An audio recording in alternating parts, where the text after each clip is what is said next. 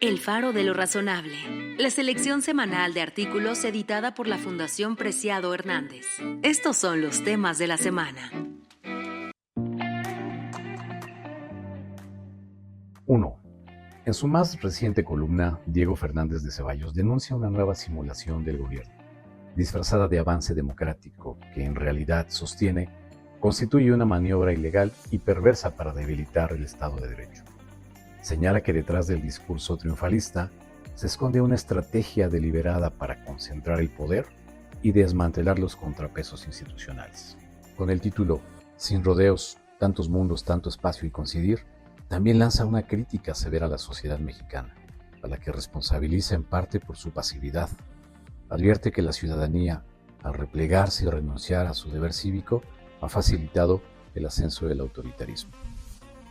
Finalmente, Fernández de Ceballos establece una inquietante analogía con Vladimir Lenin, a quien atribuye el inicio de una de las etapas más violentas de la historia rusa. Encuentra paralelismos alarmantes entre el líder bolchevique y el exmandatario mexicano. Intolerancia absoluta a la crítica, un séquito servil, culto a la personalidad, uso de consignas como herramientas de manipulación y el dominio absoluto del partido político. 2. Lorenzo Córdoba Vianello plantea que la reciente elección para designar jueces, derivada de la reforma judicial impulsada por Morena, carece de legitimidad democrática, debido a la bajísima participación ciudadana inferior al 13%. A su juicio, este dato desmiente el argumento gubernamental de que dicha reforma respondía al mandato popular. Sostiene que la elección no fue un ejercicio genuino de democracia, sino una farsa organizada para validar una decisión impuesta desde el poder, lo cual convierte el proceso en una simulación carente de sustento ciudadano. La escasa participación, afirma, socava cualquier pretensión de que los nuevos jueces representen la voluntad del pueblo. Con su columna El rechazo en las urnas en el Universal, denuncia que los resultados reflejan una estrategia del oficialismo para capturar al Poder Judicial, ya que los jueces electos coinciden plenamente con los candidatos promovidos desde los aparatos del Estado y las estructuras partidistas. Esto, a su juicio, confirma que el proceso estuvo manipulado para asegurar el control político de dicho poder. Acusa también al INE de haber sido ineficaz y permisivo frente a estas irregularidades, lo que facilita el tránsito hacia una autocracia electiva, donde el Estado de Derecho y la división de poderes quedan gravemente comprometidos. 3. Por su parte, Luis Cárdenas apunta que la reciente elección judicial no fue un ejercicio auténtico de democracia, sino una simulación orquestada desde el poder. Aunque presentada como un éxito de participación ciudadana, en realidad fue una operación política controlada desde Palacio Nacional, evidenciada por el uso coordinado de acordeones con nombres seleccionados por Morena, difundidos desde los canales oficiales hasta las casillas.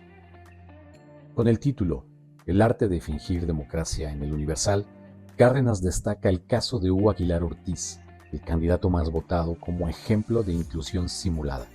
Su ascenso no resultó de un proceso abierto, sino de una estrategia para legitimar una decisión impuesta.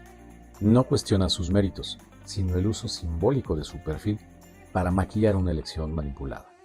Señala que varios integrantes actuales de la Corte fueron elegidos más por lealtad política que por capacidad jurídica. El problema, advierte, no son los nombres, sino el sistema. Un proceso cerrado, opaco y sin condiciones equitativas que despojó a la ciudadanía de un papel activo. En lugar de avanzar hacia la autonomía del Poder Judicial, se consolidó el control del Ejecutivo mediante una estrategia de colonización institucional disfrazada de democracia. Cárdenas concluye que se trató de una coreografía ensayada, con aplausos previstos, y lanza una advertencia. El mayor riesgo para la democracia es su uso retórico como fachada para imponer decisiones, vaciando de contenido la participación ciudadana y debilitando el Estado de Derecho. 4.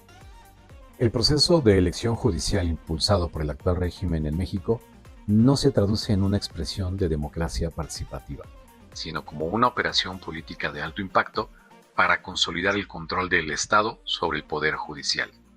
Lejos de presentar un retroceso para el populismo, plantea que el oficialismo logró una transformación profunda sin enfrentar resistencia seria de actores políticos, mediáticos, académicos o internacionales.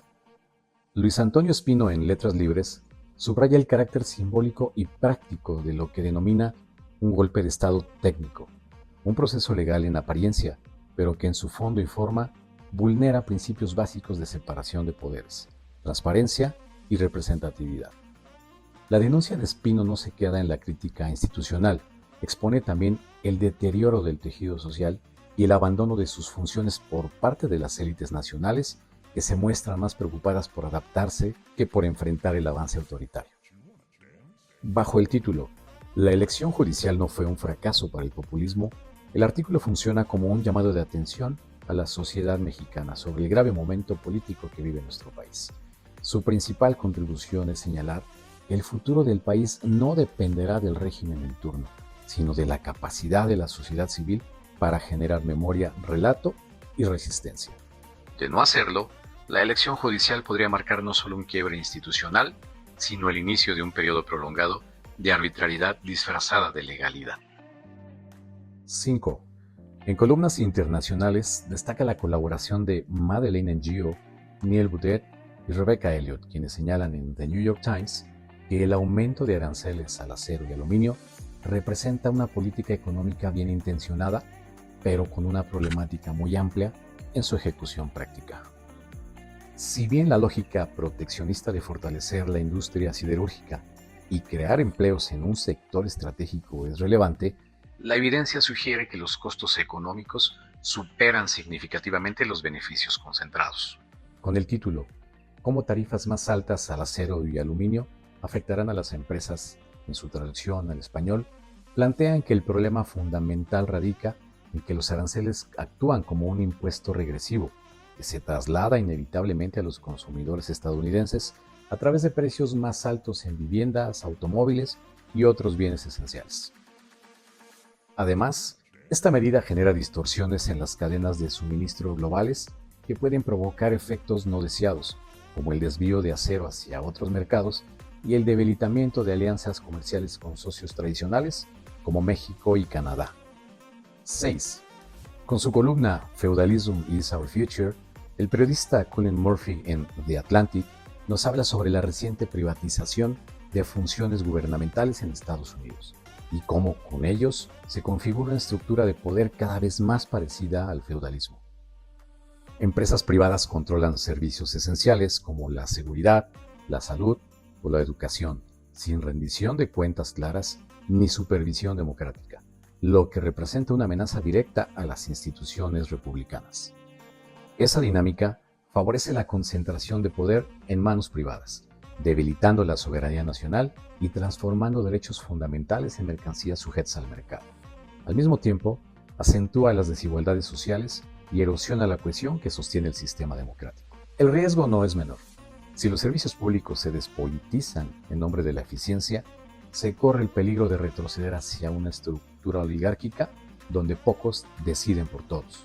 Por ello, es urgente defender la integridad de las instituciones públicas y asegurar que los servicios esenciales permanezcan bajo control democrático.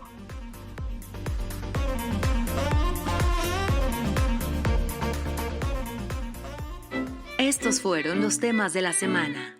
El Faro de lo Razonable es un proyecto de la Fundación Preciado Hernández con base en el Melquíades de la Fundación Española Reformismo 21.